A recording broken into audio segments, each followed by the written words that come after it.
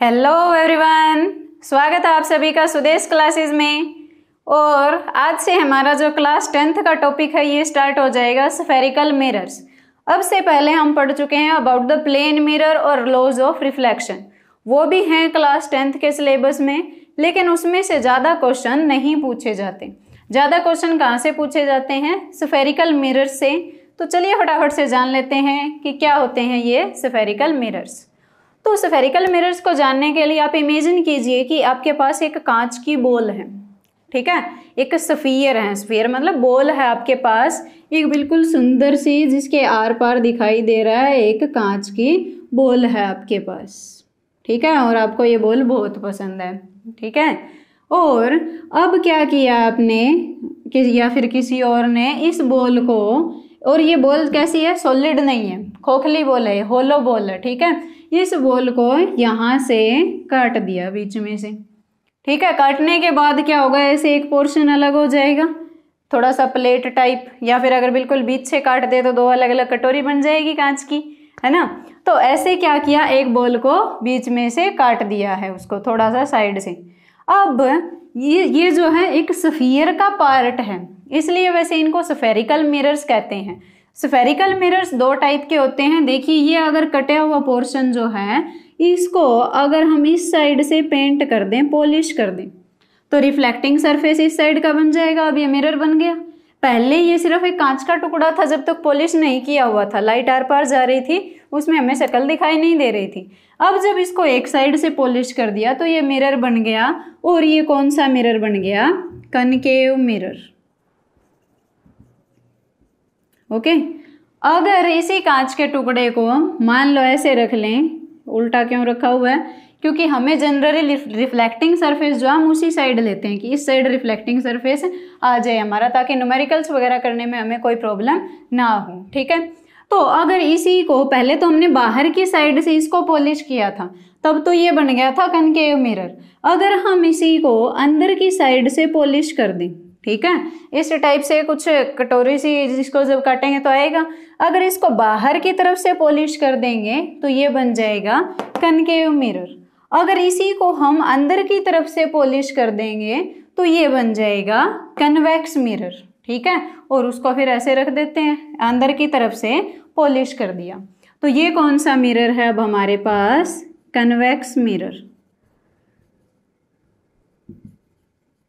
और मिरर्स में क्या होती है, अब इनकी हमें कुछ जो है डेफिनेशंस हमें इनके बारे में पता होनी चाहिए। डेफिनेशन से ज़्यादा क्वेश्चंस तो नहीं आते, उनको नोट करवाने की ज़रूरत तो नहीं होनी चाहिए, लेकिन फिर भी कभी कभार जो है क्वेश्चन उसमें से पूछ लिए जाते हैं, और कुछ एक बोर्ड में तो जनरली पूछे ही जाते हैं। तो वो डेफिनेशंस हम नोट भी कर लेते हैं। चलिए पहले नोट कर लेते हैं और साथ साथ आपको वो समझा भी देंगे, ठीक है। तो चलिए देख लेते हैं ये कुछ डेफिनेशंस हमारे मिरर्स के बारे में। और ऐसा नहीं है कि कनकेव मिरर के लिए डेफिनेशन अलग होगी और कन्वेक्स मिरर के लिए अलग होगी, दोनों के लिए ये सेम ही रहने वाली है। जैसे कि यहाँ पर मैं एक बना लेती हूँ कनकेव मिरर, ठीक है, और एक हम बना लेते हैं कन्वेक्स मिरर। तो सबसे पहला हमारा पॉइंट आता है, पहले डेफिनेशन पोल, ठीक है, कि पोल क्या होता है। पोल को हम रिप्रेजेंट करते हैं वैसे कैपिटल P से जनरली। तो पोल क्या है? देखिए, the mid point of reflecting surface. Reflecting surface का मिड पॉइंट होता है of a spherical mirror is called the pole of the mirror. मतलब ये जो पूरी आपने जितनी आर्क ली हुई है, इसका जो बिल्कुल बीच का जो पॉइंट है, ठीक है, यहाँ पर सेम ही ऐसे ही कन्वेक्स में भी जो बिल्कुल बीच का पॉइंट है उसको हम कहते हैं पोल, ठीक है। तो ये डेफिनेशन आप नोट करना चाहो तो नोट कर सकते हो।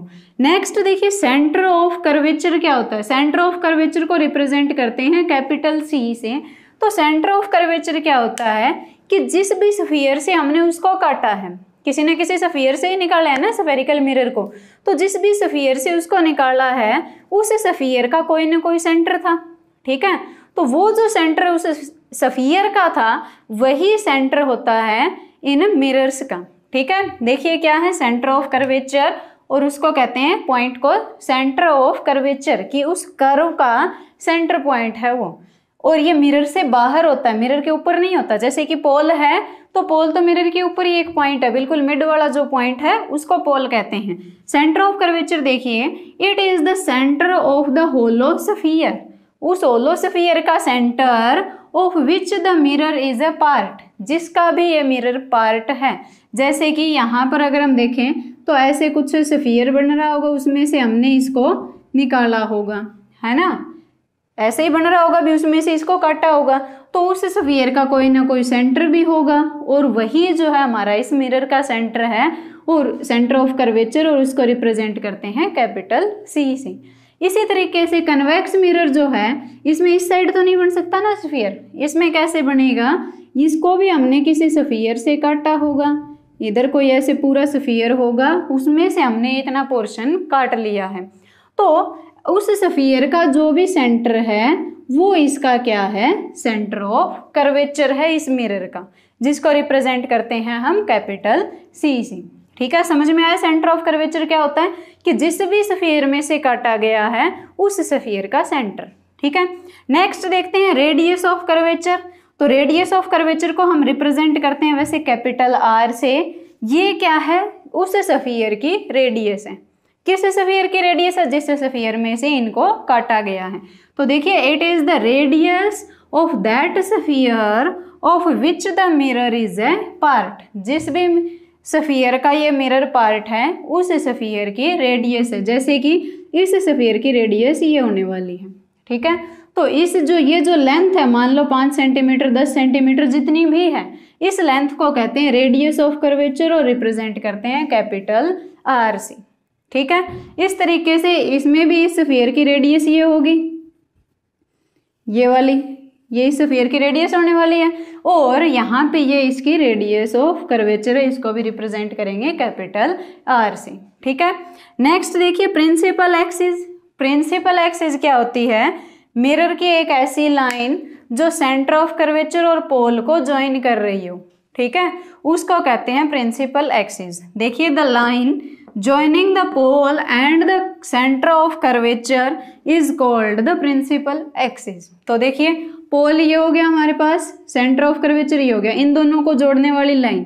अगर इसको ऐसे एक्सटेंड कर लें हम, तो इस तरीके से जो ये लाइन पास हो रही है, कहाँ से पास होनी चाहिए, पोल और सेंटर ऑफ कर्वेचर से, यानी पी और सी से पास होने वाली लाइन को हम कहते हैं प्रिंसिपल एक्सिस। और लाइन है तो लाइन की कोई ना एंडिंग पॉइंट है ना स्टार्टिंग पॉइंट है, ये ऐसे ऐसे चलती ही जाएगी। ठीक है, इसी तरीके से इसमें भी पोल और सेंटर ऑफ कर्वेचर पी और सी, इन दोनों पॉइंट को जोड़ने वाली एक लाइन जो होगी, ये क्या है, प्रिंसिपल एक्सिस है।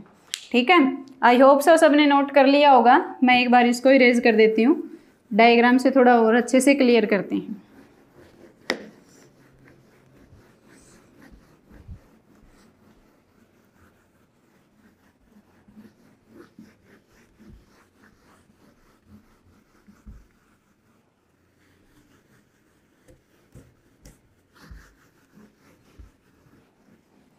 तो देखिए, हमारे पास जैसे कि कुछ सवाल पूछते हैं, ये कौन सा मिरर है, क्या कह रहे हो, कनकेव, कनकेव दिख रहा है, ये अब बना है ये कनकेव। ठीक है, पहले ये कोई मिरर नहीं था।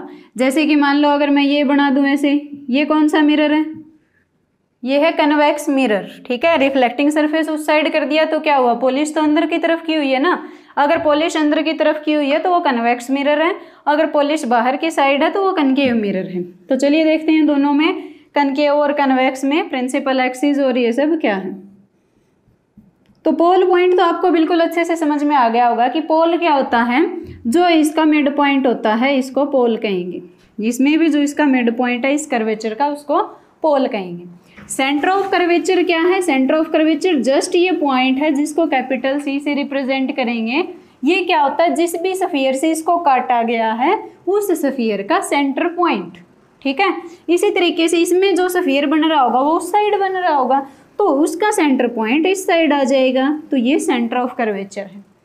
रेडियस ऑफ कर्वेचर क्या है, जिस स्फीयर से काटा गया है उस स्फीयर की रेडियस, यानी कि ये लेंथ, इसको कह रहे हैं radius of curvature. Centre of curvature ये पॉइंट है जस्ट। ठीक है, इसी तरीके से इसमें भी जिस स्फीयर से काटा गया है उस स्फीयर की रेडियस यानी ये लेंथ, और ये सेंटर ऑफ कर्वेचर जस्ट ये पॉइंट है। ठीक है, प्रिंसिपल एक्सिस क्या होती है, पोल और सेंटर ऑफ कर्वेचर वाले इन दोनों पॉइंट को, दो पॉइंट को जोड़ने वाली एक लाइन। तो ऐसे हम कहीं तक भी इसको एक्सटेंड कर सकते हैं, और ये हमारी क्या है, प्रिंसिपल एक्सिस। ठीक है, इसी तरीके से इसमें भी हम ऐसे कर सकते हैं, कहीं तक भी जा सकती है ये, और ये है हमारी प्रिंसिपल एक्सिस। ठीक है, अब एक पॉइंट और रह गया इसमें, फोकल लेंथ। फोकल लेंथ को रिप्रेजेंट करते हैं हम स्मॉल एफ से। फोकल लेंथ क्या होती है, रेडियस ऑफ कर्वेचर की हाफ जो लेंथ होती है वो होती है फोकल लेंथ। जैसे कि यहाँ पे रेडियस ऑफ कर्वेचर की हाफ यहाँ पर आएगी कुछ, तो ये होती है फोकल लेंथ। फोकल लेंथ निकालने का तरीका क्या है, रेडियस ऑफ कर्वेचर का आधा कर दो। जैसे कि मान लो 20 सेंटीमीटर है रेडियस ऑफ कर्वेचर, तो फोकल लेंथ है 10 सेंटीमीटर आ जाएगी। ठीक है, आई होप सो ये पॉइंट्स आपको क्लियर हैं कि पोल क्या होता है, सेंटर ऑफ कर्वेचर क्या होता है, आपने कि स्फेरिकल मिरर्स होते क्या हैं, कितने टाइप के हैं, वो आपने जान लिए हैं। अब आपको जानना है कि इनमें इमेज फॉर्मेशन कैसे होती है, तो उसके लिए हमें कुछ 3-4 रेज होती हैं जिनको याद रखना पड़ेगा। चलिए वो भी देख लेते हैं फटाफट से। चलिए देख लेते हैं, हमें कुछ 3-4 रेज याद रखनी होंगी, और हम जब भी हम इमेज फॉर्मेशन करेंगे तो हम हमारी कन्वीनियंस से कोई 2 रे लेकर रे डायग्राम बनाएंगे। ठीक है, आपको जो भी 2 रे आसान लग रही हो आप उन्हीं 2 रे का यूज कर रे डायग्राम बना सकते हो। जैसे कि पहला हम, और दोनों में सेम रहेगा कनकेव और कन्वेक्स मिरर के लिए, मैं यहाँ पर कनकेव के लिए बना रही हूँ और इधर फिर आपके लिए कन्वेक्स के लिए भी बना देते हैं। ठीक है, तो सबसे पहले ये हमारा पोल हो गया कनकेव मिरर का। ठीक है, इधर ये सेंटर ऑफ कर्वेचर हो गया, तो ये प्रिंसिपल एक्सिस हो गई हमारी। ठीक है, और ये हमारा क्या हो गया, फोकस पॉइंट हो गया। फोकल लेंथ ये है, ये क्या है, फोकस पॉइंट है। फोकस पॉइंट मतलब इन दोनों के बिल्कुल बीच का पॉइंट। इसी तरीके से हम कन्वेक्स के लिए भी बना लेते हैं। थोड़ा सा दूर करेंगे इसको, वरना दोनों का मिक्स कर दोगे आप लोग। ध्यान से समझना, यही 4 जो रे हैं इन्हीं से आपका आगे पूरा चैप्टर बेस है, यही समझ लो आप। ये हमारा पोल हो गया, ये सेंटर ऑफ कर्वेचर, ये फोकस पॉइंट। ठीक है, अब देखिए एक रे, अगर कोई ऐसी रे है जो पैरेलल आ रही है प्रिंसिपल एक्सिस के, ठीक है, ये हमारी प्रिंसिपल एक्सिस है और इसके पैरेलल आ रही है ये रे। ठीक है, तो ये रे हमेशा कहाँ से पास होगी, अब ये मिरर है, आगे मिरर से टकराने के बाद क्या होगा, रिफ्लेक्शन होगी, टकरा कर वापस आएगी। तो टकरा कर वापस ऐसे तो है नहीं अपनी मर्जी से कहीं भी चली जाएगी, रिफ्लेक्शन के रूल अप्लाई होते हैं यहाँ पे, और उन्हीं लॉज ऑफ रिफ्लेक्शन का यूज करने के बाद एक्सपेरिमेंटली देखा गया कि ये जो पैरेलल जो रे आ रही है ये हमेशा कहाँ से पास होती है, फोकस से। ठीक है, जो रे प्रिंसिपल एक्सिस के पैरेलल आ रही है वो हमेशा कहाँ से पास होगी, फोकस पॉइंट से पास होगी रिफ्लेक्शन के बाद। इसी तरीके से इसमें देखें, अगर कोई रे ऐसे पैरेलल आ रही है प्रिंसिपल एक्सिस के, हमें इसमें इसी साइड से रे लेकर जानी है, उस साइड से शक्ल थोड़ी ना दिखेगी, इस साइड तो पॉलिश किया हुआ है, इमेज तो हमें इसी साइड से दिखेगी ना, शीशे के पिछली तरफ से तो कुछ नहीं दिखता, सामने की तरफ से दिखता है, तो उस साइड तो पॉलिश है, वहां से कुछ नहीं दिखेगा, तो ऑब्जेक्ट तो सामने रखना होगा, तो रे भी सामने से ही आएगी। ठीक है, तो इसमें भी जो पैरेलल रे है वो कहाँ से पास होगी, फोकस से पास होगी टकराने के बाद, आफ्टर रिफ्लेक्शन। लेकिन ये टकराने के बाद उसका फोकस तो उस साइड रह गया, अब ये आर पार तो जाएगी नहीं क्योंकि मिरर है, मिरर से तो टकरा कर वापिस आएगी। अगर पॉलिश नहीं किया होता तो आर पार चली जाती, फिर तो बाद की बात थी कि ये कहाँ से पास हो रही है, लेकिन अब पॉलिश कर रखा है तो ये टकरा कर वापिस आएगी और ये उधर चली जाएगी।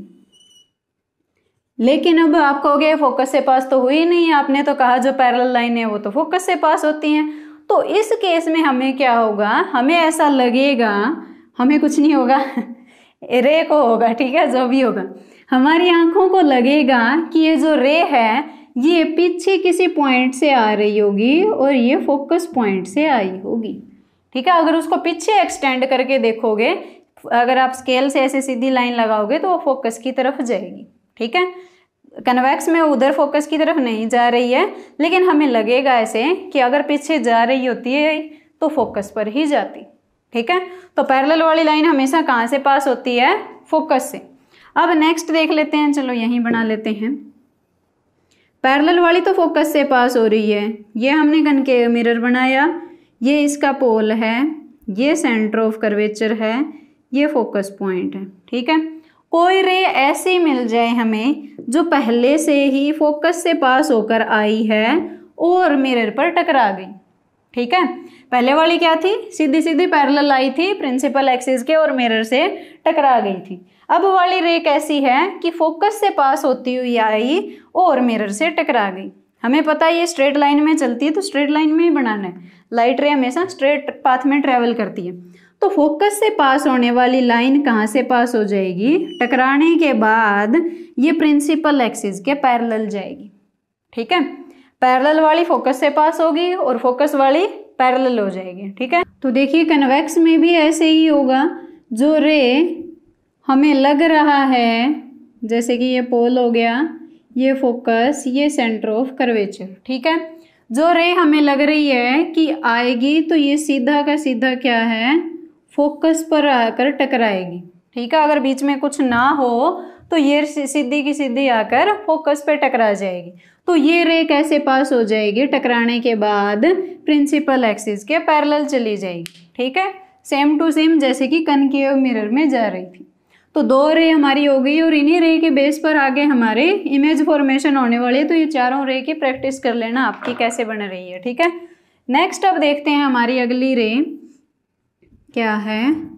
ये हमारा कनकेव मिरर हो गया, ये पोल, ये फोकस, ये सेंटर ऑफ कर्वेचर। अगर कोई रे हमें लग रहा है क्या, अगर सेंटर ऑफ कर्वेचर से आई है एक्चुअल में, तो वो सेंटर ऑफ कर्वेचर से ही वापस भी चली जाएगी। जिस रास्ते से आई है उसी रास्ते पर वापस मुड़ गई वो। ठीक है, इसी तरीके से होगा कन्वेक्स मिरर के केस में भी। जैसे कि ये हो गया पोल, ये फोकस, ये सेंटर ऑफ कर्वेचर। अगर हमें लग रहा है कि कोई रे अगर सीधी आएगी तो आकर सीधा ये सेंटर ऑफ कर्वेचर पर टकराएगी। ठीक है, तो ऐसी रे टकराने के बाद वापस उसी रास्ते पर चली जाएगी। ठीक है, नेक्स्ट अब देखते हैं लास्ट वन हमारी क्या है। ये हमारा कनकेव मिरर हो गया, ये पोल, ये फोकस, ये सेंटर ऑफ कर्वेचर।